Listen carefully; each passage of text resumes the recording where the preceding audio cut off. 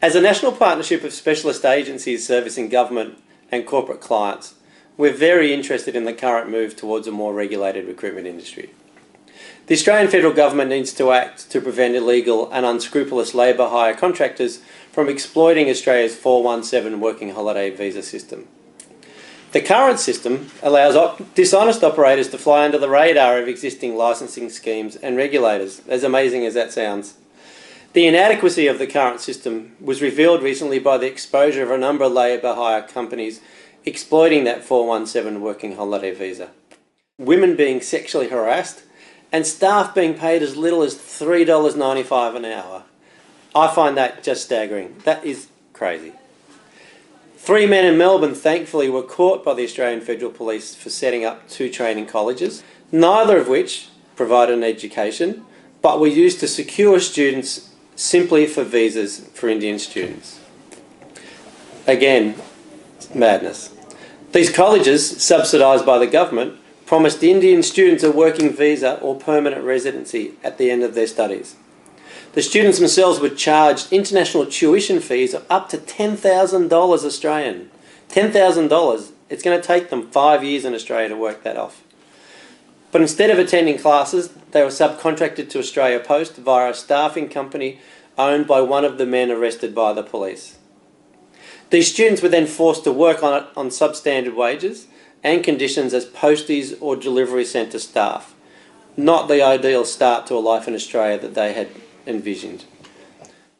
Thankfully, Australia's Recruitment and Consulting Services Association, the RCSA, wants to put a stop to this exploitation and corrupt behaviour and has called for a national framework to regulate the employment services industry.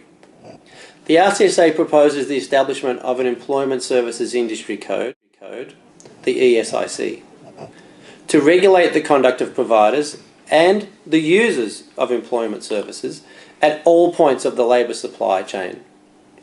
I believe such a framework would make it much more difficult for scams to take place and ensure the legitimacy of labour hire operators. It would also boost the avenues of complaint for workers and employers. The key objectives and characteristics of this great initiative by the RCSA include, firstly, harmonising existing licensing requirements into a single national framework for the regulation of the employment services and on-hire market.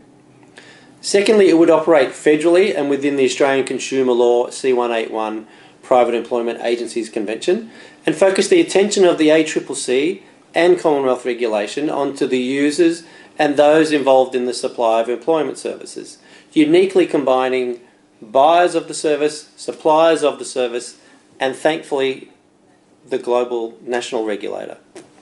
It would also regulate the conduct of users of employment services as well as the conduct of employment service providers at all points of that chain. Again, bringing together the seller, the buyer, and the corporate regulator. It would also require users of on-hire services to take all reasonable steps to ensure they're not in breach of the ESIC. Finally, it would require all suppliers of on-hire services to identify all those involved in the supply of labour in a tiered supply or chain of supply arrangement. It would operate across all classes of employment services, and its goal would be to eradicate unfair practices.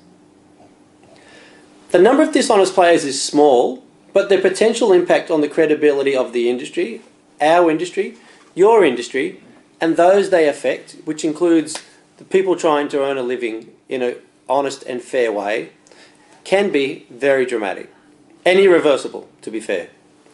A national code for regulating the industry would go a long way in eradicating unfair and exploitative practices. Dishonest players would then have very little room to move before being caught, which is fundamentally important. Please don't mistake our desire for a more robust and open, transparent recruitment sector as scaremongering. It's simply not that. We just think it's appropriate that there is a level playing field that ensures both agencies and clients can meet in the middle to meet the employment needs efficiently and effectively. More importantly, it would ensure that agencies and clients can work together to create sustainable and productive working environments at a time when it's critical that we're all able to focus on growth initiatives, rather than simply how to cheat the system.